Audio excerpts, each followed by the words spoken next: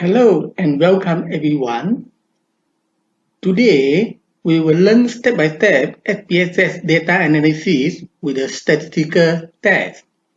The statistical test is independent sample t-test. Learning the statistical test without knowing its functions in research is meaningless. Therefore, we will learn the test with a research example and its data. From the research example, we will first state the research hypothesis and then analyze the data in SPSS step by step to test the hypothesis and finally report the results and findings. At the end of this video, there is an exercise and you can download the SPSS data or the exercise and practice your data analysis skill. Everything will be very simple and very easy to understand. So, let us start.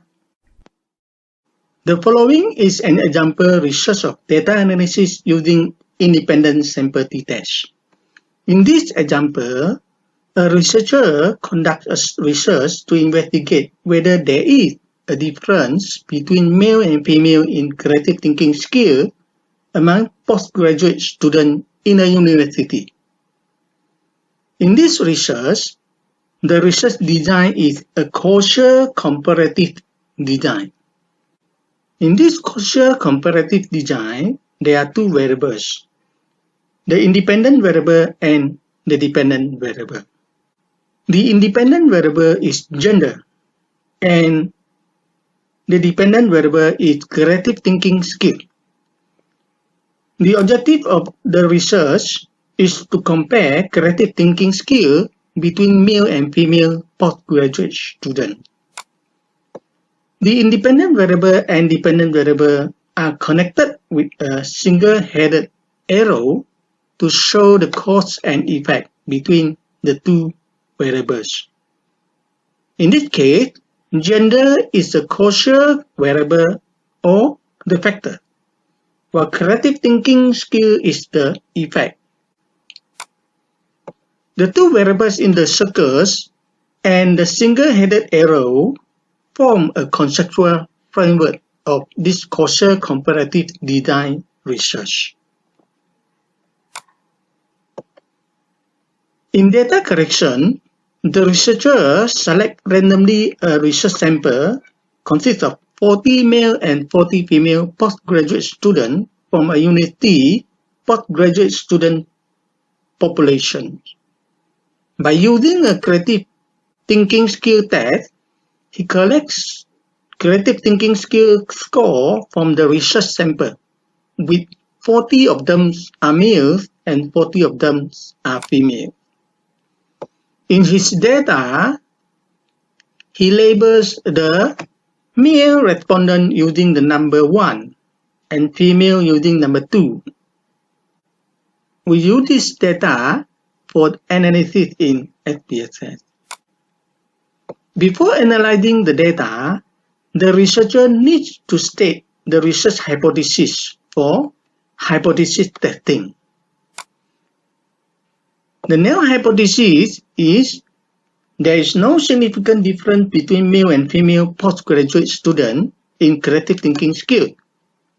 The research hypothesis is there is a significant difference between male and female postgraduate students in creative thinking skill.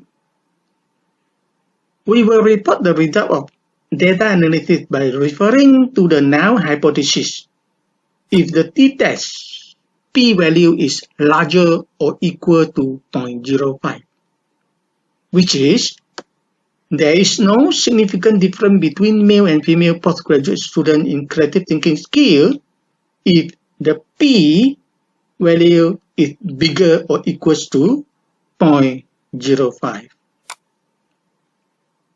However, if the t-test p-value is smaller than 0.05, we will reject the null hypothesis and report the result based on the research hypothesis, which is there is a significant difference between male and female postgraduate students in creative thinking skill. This concept must be very clear before we analyze the data in SPSS. Now we will analyze the data using the independent sample t-test to test the research hypothesis. But before we analyze the data, we need to check whether the data meet the requirements of independent sample t-test. We need to run a preliminary data analysis to check the normality of the data. If the data is not normally distributed, we cannot use the t-test to analyze the data because t-test requires the data to be normally distributed. To achieve data normality, the skewness and kurtosis of the data should be in the range of negative 1.96 to positive 1.96.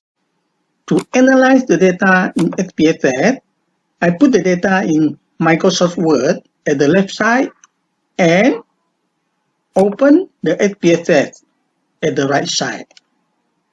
The first step is to enter the data in the SPSS by copying the data in the table and paste it into the SPSS.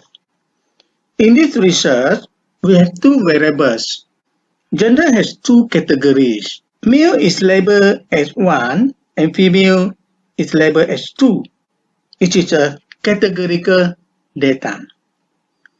Creative thinking skill is measured in score, so it is a continuous skill variable, with the score range from 0 to 100.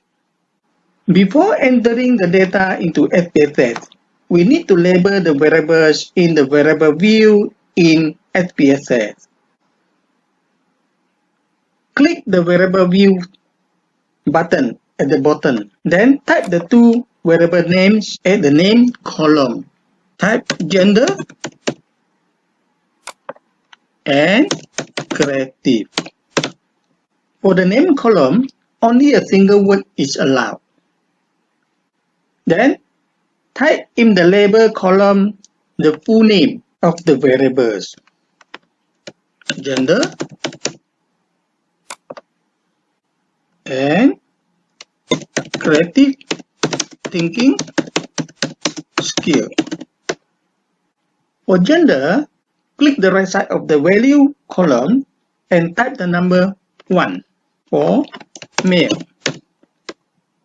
Then click the Add button to enter it into the box below them.